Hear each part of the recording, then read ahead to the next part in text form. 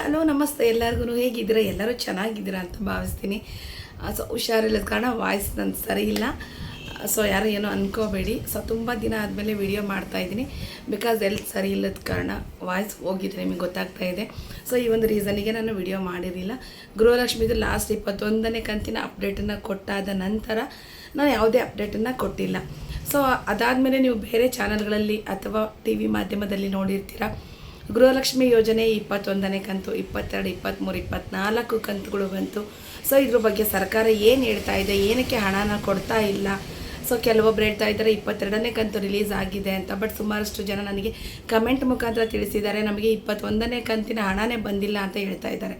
So ಒಟ್ಟಾರೆಯಾಗಿ ಸರ್ಕಾರ ಅಂದರೆ ಹಣ ಕೊಡುತ್ತಾ ಕೊಡೋದಿಲ್ವಾ, ಅಥವಾ ಈ ಒಂದು ಯೋಜನೆಯನ್ನು ಏನಾದರೂ ಇದೇ ರೀತಿ ಕಾಗಿ ಆರಿಸ್ಕೊಂಡು ಹೋಗ್ತಾ ಇದ್ದೇನಾ? ಹಬ್ಬಗಳು ಅಂತ ಹೇಳ್ತಾರೆ, ಹಬ್ಬಗಳಿಗೂ ಕೊಡ್ತಾ ಇಲ್ಲ. ಸೊ ಏನು ಗೃಹಲಕ್ಷ್ಮಿ ಕತೆ ಅಂತ ಹೇಳಿಬಿಟ್ಟು ನಾನು ಇವತ್ತಿನ ವಿಡಿಯೋದಲ್ಲಿ ತಿಳಿಸ್ಕೊಡ್ತೀನಿ ಸ್ನೇಹಿತರೆ. ಸೊ ಅದಕ್ಕಿಂತ ಮುಂಚೆ ಯಾರೆಲ್ಲ ನನ್ನ ಚಾನಲಿನ ಸಬ್ಸ್ಕ್ರೈಬ್ ಮಾಡಿದ್ರೆ ನೋಡ್ತಾ ಇದ್ದೀರಾ, ಪ್ಲೀಸ್ ಸಬ್ಸ್ಕ್ರೈಬ್ ಮಾಡಿ, ಸಪೋರ್ಟ್ ಮಾಡಿ ಅಂತ ಹೇಳ್ತೀನಿ.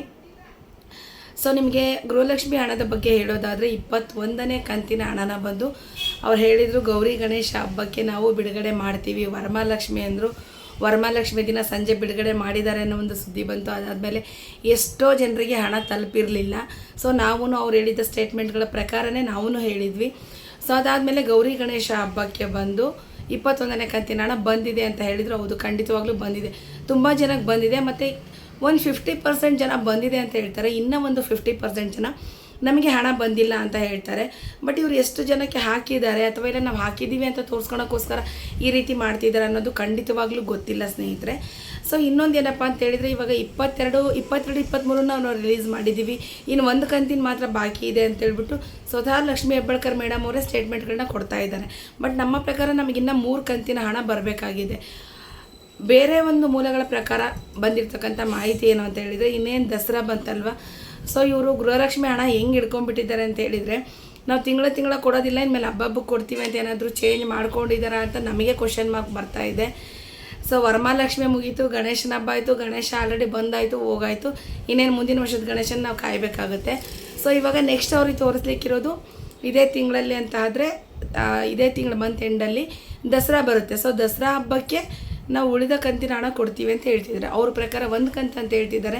ಬಟ್ ಜನರ ಪ್ರಕಾರನೇ, ನಮ್ಮ ಪ್ರಕಾರ ಏನಂತ ಹೇಳಿದರೆ ಇನ್ನೂ 3 ಕಂತಿನ ಹಣ ಪೆಂಡಿಂಗ್ ಉಳಿಯುತ್ತೆ. ಸೊ ಅವ್ರು ಏನಾದರೂ ಈ ತಿಂಗಳು ಕೊನೆಯಲ್ಲಿ ಹಣ ಕೊಡೋದಾಯಿತು ಅಂತ ಹೇಳಿದರೆ ಎಗೇನ್ ಮತ್ತೆ ಈ ತಿಂಗಳ ಹಣ ಕೂಡ ಆ್ಯಡ್ ಆಗ್ತಾ ಹೋಗುತ್ತೆ.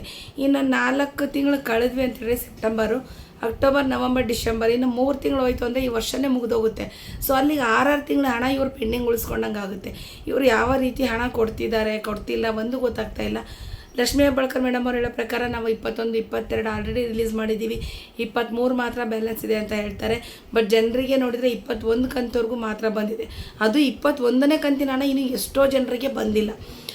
ಸೊ ಇನ್ನು ಕೆಲವೊಂದಷ್ಟು ಮೂಲಗಳಿಂದ ಹೇಳ್ತಾರೆ 21ನೇ ಕಂತಿನ ಹಣ ಸುಮಾರಷ್ಟು ಜನರಿಗೆ ಹೋಗಿಲ್ಲ. ಸೊ 21ನೇ ಕಂತು ಕ್ಲಿಯರ್ ಆಗೋವರೆಗೂ ಉಳಿದ ಹಣಗಳು ಬರೋದಿಲ್ಲ ಅನ್ನೋ ಒಂದು ಮಾಹಿತಿನೂ ಹೇಳ್ತಾ ಇದ್ದಾರೆ. ಸೊ ಇನ್ನೇನು ದಸರಾ ಹಬ್ಬ ಬಂತು, ದಸರಾ ಹಬ್ಬಕ್ಕೆ ಇವರು ಹಣನ ರಿಲೀಸ್ ಮಾಡ್ತಾರೆ ಅಂತಲೂ ಹೇಳ್ತಾ ಇದ್ದಾರೆ. ಬಟ್ ನೀವು ಏನಾದರೂ ಬೇರೆ ಒಂದು ಮಾಧ್ಯಮ, ಬೇರೆ ಒಂದು ಯಾವುದಾದ್ರೂ ಒಂದು ಚಾನಲ್ಗಳಲ್ಲಿ ನೋಡಿ ಇವತ್ತು ಬರುತ್ತೆ, ನಾಳೆ ಬರುತ್ತೆ, ಗಂಟೆಗೆ ಬರುತ್ತೆ, ಖಂಡಿತವಾಗ್ಲೂ ಇಲ್ಲ. ಯಾರೂ ಆ ಥರ ಗಂಟೆ ಸುದ್ದಿ ಕೊಡ್ತಿದ್ದಾರೆ ಅಂದರೆ ನಂಬೋದಕ್ಕೆ ಹೋಗಬೇಡಿ. ಅಧಿಕೃತವಾಗಿ ಸರ್ಕಾರ ಏನು ಮಾಹಿತಿಯನ್ನು ಕೊಡುತ್ತಾ, ಸೊ ಆ ಒಂದು ಮಾಹಿತಿನ ನಾವಿಲ್ಲಿ ಹಂಚ್ಕೋಬೇಕಾಗತ್ತೆ. ಸೊ ಗಂಟೆಗೆ ಅವ್ರು ಹಣ ಹಾಕೋದಾಗಿದ್ದರೆ ಇವಾಗ 3-4 ಕಂತುಗಳು ಪೆಂಡಿಂಗ್ ಉಳಿತಾ ಇರಲಿಲ್ಲ. ಸೊ ಹಣ ಹಾಕಿದ್ದಾರೆ ಅಂತ ಆದರೆ ಎಲ್ಲ ಒಂದು ಟಿ ವಿ ಮಾಧ್ಯಮಗಳಲ್ಲೂ ಬರುತ್ತೆ, ಎಲ್ಲ ಒಂದು ಯೂಟ್ಯೂಬರ್ಸು ಹೇಳ್ತಾರೆ, ಅಥವಾ ಹಣ ಕ್ರೆಡಿಟ್ ಆಗಿರೋದು ನಿಮ್ಮ ಅಕ್ಕಪಕ್ಕ ಮನೆಗಳಲ್ಲೇ ಬಂದಿರುತ್ತೆ. ಸೊ ಆವಾಗ ನಿಮಗೆ ಗೊತ್ತಾಗುತ್ತೆ. ಸುಮ್ಮನೆ ಇವತ್ತು ಬರುತ್ತೆ, ಗಂಟೆಗೆ ಬರುತ್ತೆ, ಅರ್ಧ ಗಂಟೆಗೆ ಬರುತ್ತೆ, ಅದೆಲ್ಲ ಸುಳ್ಳು ಸುದ್ದಿ ಇದೆ. ಸದ್ಯದ ಮಟ್ಟಿಗೆ ಗೃಹಲಕ್ಷ್ಮಿ ಮೇಲೆ ಯಾರನ್ನೂ ಡಿಪೆಂಡ್ ಆಗಬೇಡಿ. 4 ಕಂತು ಪೆಂಡಿಂಗ್ ಉಳ್ಕೊಂಡ್ರೆ ಅವ್ರೇನು ಒಟ್ಟಾರೆ ಹಣವನ್ನು ಕೊಡೋದಿಲ್ಲ. ನೀವಿಷ್ಟು ನೋಡ್ಕೊಂಬಂದಿದ್ದೀರ 2.5 ವರ್ಷದಿಂದ, ಒಂದೊಂದೇ ಕಂತನ್ನು ಕೊಡ್ತಾ ಬರ್ತಿದ್ದಾರೆ ಬಿಟ್ಟರೆ ಅವರು 2 ಕಂತಿನ ಹಣ ಯಾವತ್ತೂ ಒಟ್ಟಿಗೆ ಹಾಕಿಲ್ಲ. ಇವಾಗ 4 ಕಂತಾಯಿತು ಅಂದರೆ ಅದನ್ನು ಒಟ್ಟಿಗೆ ಕೊಡೋದಿಲ್ಲ. ಸೊ ದಯವಿಟ್ಟು ಯಾರು ಗೃಹಲಕ್ಷ್ಮಿ ಬಗ್ಗೆ ಸದ್ಯದ ಮಟ್ಟಿಗೆ ಯಾರು ಡಿಪೆಂಡ್ ಆಗೋಕ್ಕೆ ಹೋಗಬೇಡಿ. ನೋಡೋಣ ಯಾವತ್ತು ಅವರು ಕಂತನ್ನು ರಿಲೀಸ್ ಮಾಡ್ತೀವಿ ಅಂತ ಅಧಿಕೃತವಾಗಿ ಘೋಷಣೆ ಮಾಡ್ತಾರೋ, ಸೊ ಅದ್ರ ಬಗ್ಗೆ ನಾನು ಇನ್ನೊಂದು ವಿಡಿಯೋ ಮಾಡ್ತೀನಿ ಅಂತ ಹೇಳ್ತೀನಿ. ಸೊ ನಿಮ್ಮ ಒಂದು ಪ್ರೀತಿ ಪ್ರೋತ್ಸಾಹ ನನ್ನ ಒಂದು ಚಾನಲ್ ಮೇಲೆ ಇರಲಿ. ಯಾರೆಲ್ಲ ಸಬ್ಸ್ಕ್ರೈಬ್ ಮಾಡ್ದಲ್ಲೇ ನೋಡ್ತಾ ಇದ್ದೀರೋ ಪ್ಲೀಸ್ ಸಬ್ಸ್ಕ್ರೈಬ್ ಮಾಡ್ಕೊಳ್ಳಿ ಅಂತ ಹೇಳ್ತೀನಿ. ಸೊ ಅದೇ ರೀತಿಯಾಗಿ ನಾವು ಯೂಟ್ಯೂಬಿಂದ ಹಣನ ಗಳಿಸ್ಬೋದು.